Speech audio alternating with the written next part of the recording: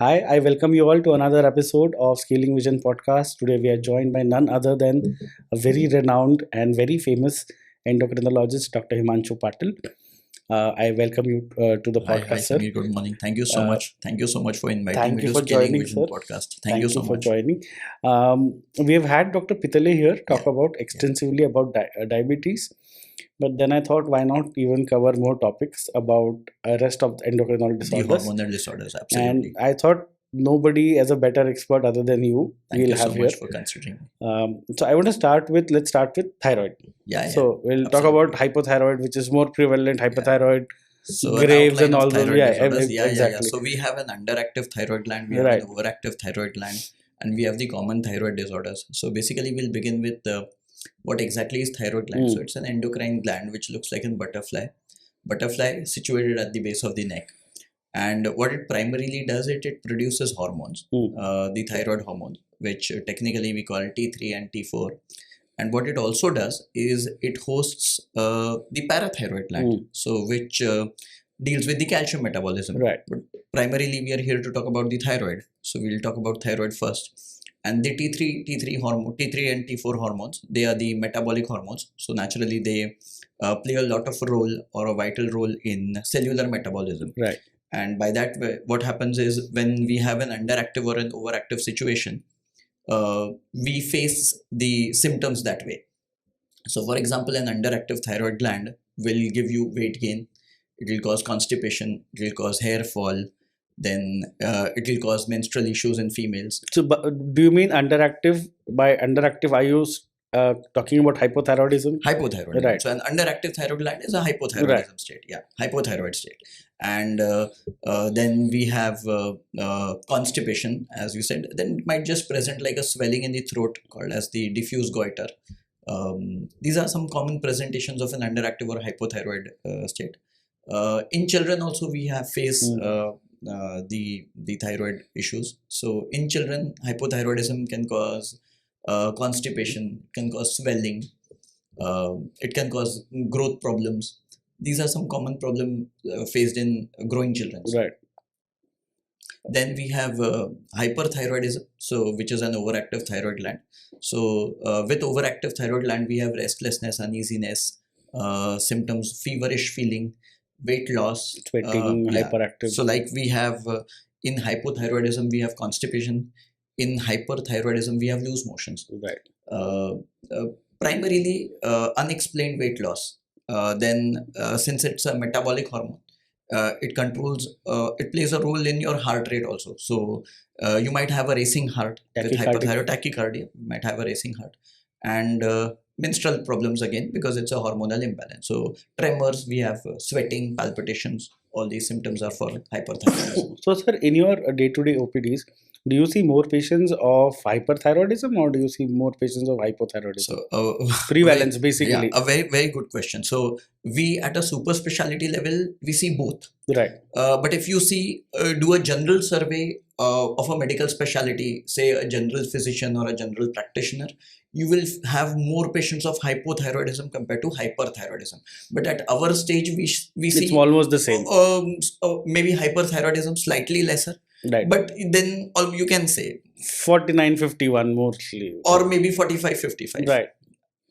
Right. So if there is a person, and for a normal person, you've just told us कि यार मेरा weight gain हो रहा है, so I should probably go and check my thyroid. I'm having rapid weight loss, sweating, rapid heart rate could go again. I want you to address what are the common misconceptions about thyroid that general public has, and let's clear this. Yeah. So for hypothyroidism, commonly hypothyroidism, people have a misconception that the thyroid medication causes some problem, which is not true. Because the thyroid medication, we treat hypothyroidism with thyroxine, levothyroxine, Right. which is a thyroid hormone. So it does not cause problem if it is taken in the appropriate dose. So if you are underdosing or overdosing yourself, naturally any medication, or for that matter anything, even if you eat more, you're going to have problem. Even if you eat less, you're going to have problems. Right. So primarily thyroid medicine, it should not cause any problem. It is safe with pregnancy. it is safe with breastfeeding. These are the common misconceptions. Thyroid problems are commonly seen in females. That is another misconception. At our level, we see males also suffering from thyroid. Definitely, the proportion of thyroid disorders is more in females. But then it is not that males do not suffer from it. Right. Second is, it is predominantly there in middle-aged women. That's also not correct. We see it in children also. We All see age it in groups. elderly also. Right. Yeah, there is an entity called as congenital hypothyroidism or congenital hyperthyroidism.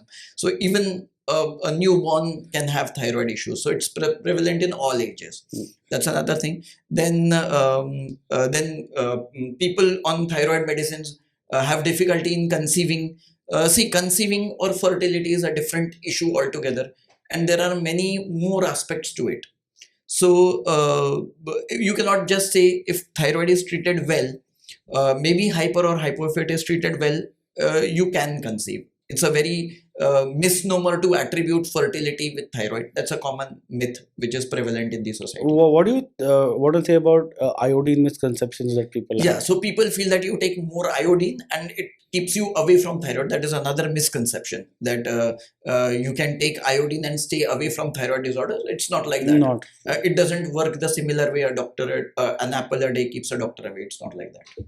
So I know of one particular very close family friend of ours. Patient actually, they Yeah. turned family friends. The wife was diagnosed with as a hypothyroid, and she said Tata namak khati hu because this my iodine. I was like, but she ended up with a hypertension crisis. Yeah, absolutely. So that is not the right way to go about it. So whenever you feel that you are having any symptoms, you always have doctors to discuss about. Honestly, I'll tell you, you don't need an endocrinologist for everything. Absolutely. You can just consult your family doctor who's well qualified, and he can sort you out. If required, you can always consult a specialist if that is required, but that may not be there everywhere. So then the question arises, when does a thyroid patient land up in an endocrinologist clinic? Absolutely. So primarily endocrinologist's role in a thyroid problem would be if you are planning to conceive or if you have conceived. So because thyroid with pregnancy is a critical issue.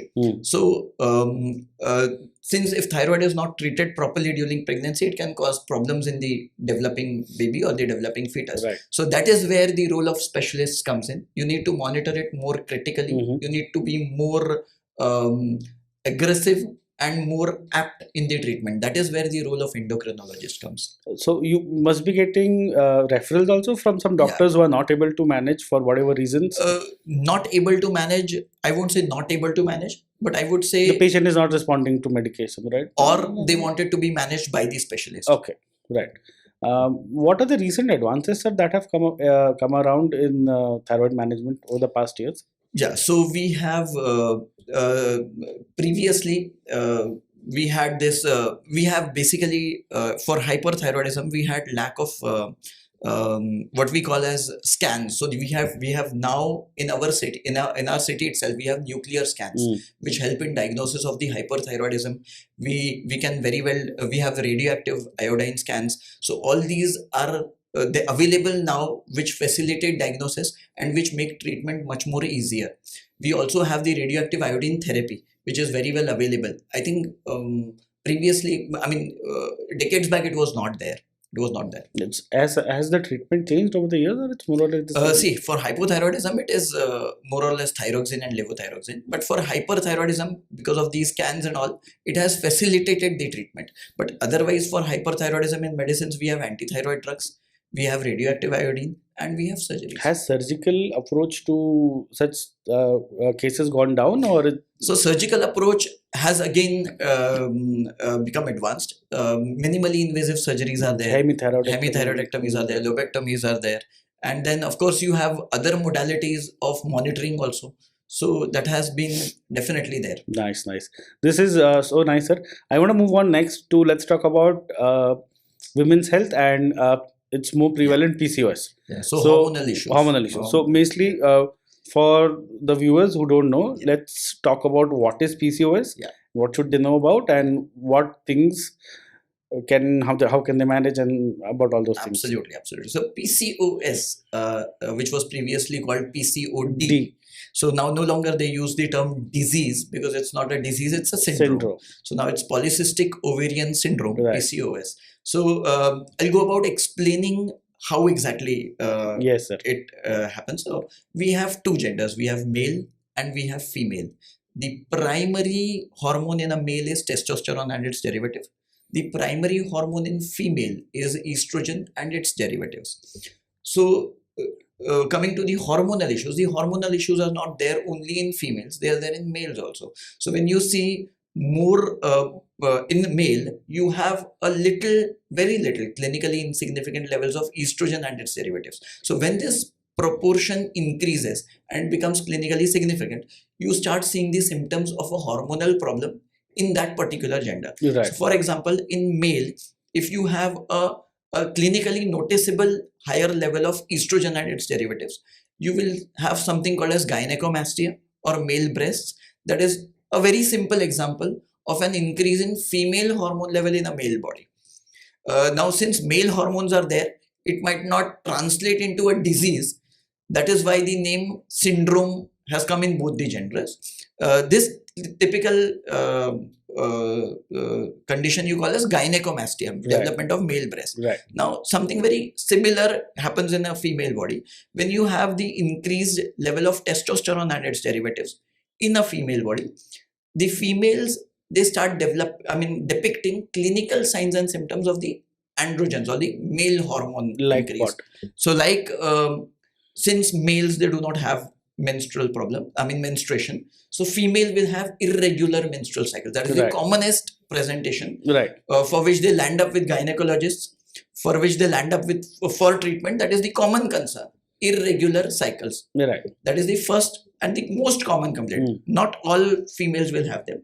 Now, because it's a male hormone, it will start giving you facial hair growth, maybe on the chest, also on the back, on the tummy. Armpits is common with both the genders, but Cushing's and all. Cushing's is a state Different. of hypercortisolemia. Yes, sorry. It's a different thing. So here you will have facial hair growth, chest, back, tummy, that will be there. Then acne and pustular pimples. So larger size pimples, they are typically seen with hormonal problems. Then you have easier weight gain. If you are planning to conceive, there will be problems getting pregnant. This is all because of the interference of the male hormones. And even if you become pregnant, sustenance is also might become an issue. Yeah. So conceiving and then having problems in the pregnancy, then you have higher chances of developing diabetes and heart problems.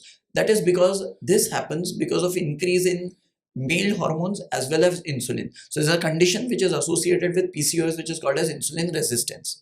And not all women with PCOS have all of these symptoms. So because it changes with age, and it may present differently in different women. Right. Now, because of this hormonal interference, it makes your ovaries function differently, and these hormonal imbalances, they cause development of cysts in the ovaries, and then irregular ovulation, which causes problems in the pregnancies and menstrual cycle. Hence polycysts. Hence the polycystic ovary. So basically what I want to say here is, even though the name suggests that it is polycystic ovaries, but the cause of the cysts in the ovaries is hormonal. Definitely. So what is the how do you manage? I've mostly seen the PCOS being managed by gynecologists. How do endocrinologists manage? Yeah, this? so endocrinologists. So when it comes to gynecologists or endocrinologists, the management of PCOS is primarily lifestyle modification. This is the basic thing which we advise to each and every patient who's suffering from PCOS. That means eat healthy, exercise well, have a proper lifestyle, because the root cause of PCOS is a hormonal imbalance. It's not a disease. So you need to have a proper lifestyle.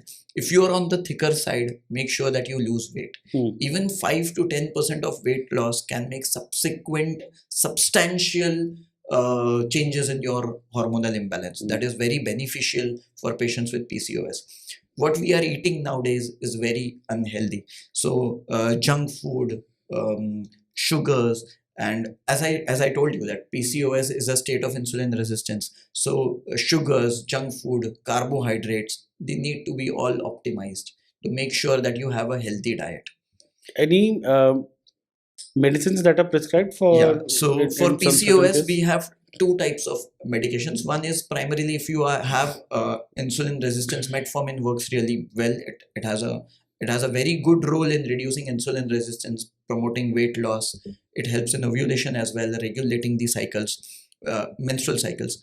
Then we have something which is called as OCPs, that is COCP, combined oral contraceptive pills. So if you have a higher degree of hormonal imbalance, or you have irregular cycles, then these medications can be considered along with the lifestyle. So needless to say that lifestyle modification Is the most is important the thing. most Right. important thing. A person who's on treatment and is not following a lifestyle, trust me, is going Nothing's to gonna land help. up with all the doctors in the town and not get result out of it.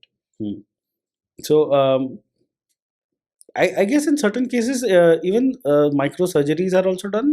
So yeah, so basically PCOS, that's also called as Steen Leventhal. So Steen Leventhal came up with a technique in which they used to give a cut on the ovaries, but I think nowadays they It's are not done yeah, anymore. it's not. Okay. So nowadays we are treating PCOS with lifestyle modifications, metformins So wherever it has to be a indicated. holistic approach Yeah, nowadays. and Okay. we as endocrinologist, I would more focus on lifestyle Has modifications. the incidence of PCOS has it been increasing over the years? And what's the I would reason? say, yeah, it works both ways. Okay. The incidence of PCOS might definitely be increasing because of the lifestyle we adopt, and also it's being diagnosed earlier. So since it presents with menstrual irregularities, they have started visiting the family doctors quite earlier. And earlier there was a sort of a hesitation of going to the doctors and taking the treatment, but now with these awareness things, we have also started noting PCOS quite at an So earlier the age. taboo around it is not there It's no anymore. more. It's no It's more a going stigma away. now. And what I feel is, I see a lot of patients in my OPD with PCOS. People are very open to talk about it, and they no longer take it as a stigma or any Right. other. So that's a very good thing that Yeah, is actually, that is yeah, happening. right. Yeah, yeah. People are. I mean, the population is growing in terms of and getting more aware in terms of these Amazing. issues. So moving on to the best topic of right now, which is close to mind, obesity. Obesity. Yeah. Let's talk about obesity. Yeah. What happens? What goes wrong? Different Yeah. types of obesities. Yeah. So we'll deal with more like a hormonal Yeah. obesity. Yeah. So as I told you that PCOS, we have insulin resistance. That is one more cause of obesity. We have this insulin resistance. It can be in any gender. The primary thing, if anybody wants to lose weight, I would recommend is we have 4 primary components in our diet. We have carbohydrates, we have proteins, we have fiber, we have fat. So anybody who is wanting to lose weight, I would recommend you reduce carbohydrate and fat. You increase the proportion of proteins and fibers, and it would definitely help you.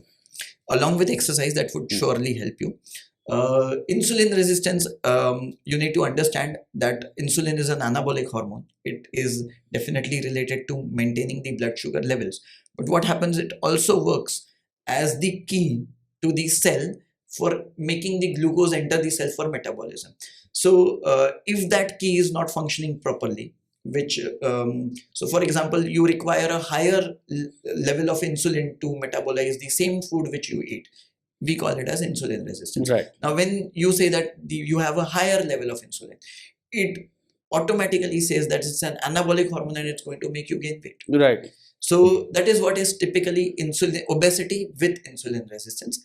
This in future is going to translate into type 2 diabetes. Right. Yeah, into type 2 diabetes.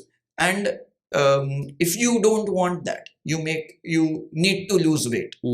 There are certain medications, like we discussed. Metformin works really well, and we have these newer molecules. I discussed GLP-1 with Dr. Patil. Yeah, so I think sir has Right. already discussed about GLP-1s.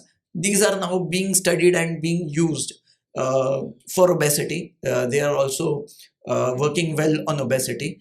So we have drugs like we have semaglutide, we have drugs like tirzepatide, which will be coming up. We have many other GLP-1s which are already there in the market, and they are doing really great in terms of weight loss. Very nice, sir.